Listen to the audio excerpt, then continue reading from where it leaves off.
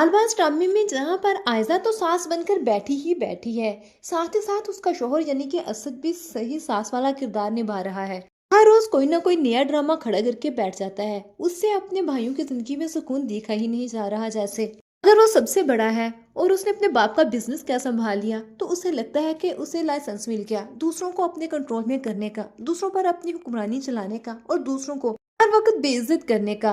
और यहाँ पर ईशर हर दफा सच्ची होने के बावजूद भी झूठी हो जाती है, क्योंकि वो बाहर से आई है और उसे सपोर्ट करने वाला कोई नहीं। और आयजा हमेशा अपनी गलती दूसरों पर डाल देती है और अपनी साजिश में हमेशा ही कामयाब हो जाती है।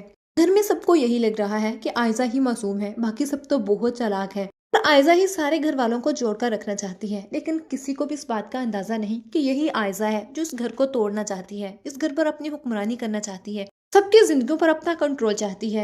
आयजा की ही वजह से सारे फसाद है, किसी को भी इस बात का अंदाजा नहीं। सभी आयजा के गीत गाते फिर रहे हैं, लेकिन इस आयजा की हकीकत जब सबके सामने खुलेगी, क्योंकि अब इशल का सब्र भी तो एक न एक दिन जवाब दे ही जाएगा। हर बार आशिर अपनी मोहब्बत की झूठे किस्सों और कहानियों से और बातों से उसे बहला तो लेता है, लेकिन इशल कब तक बर्दाश्त करेगी। और आशिर यूं हर उस वक्त में उसका साथ छोड़ देता है जब उसे अपनी बीवी का साथ देना चाहिए होता है, और अपने भाई के सामने यूं गूंगा और बहरा होकर खड़ा हो जाता है जैसे वही कसूरवार हो और उसकी बीवी ही कसूरवार हो।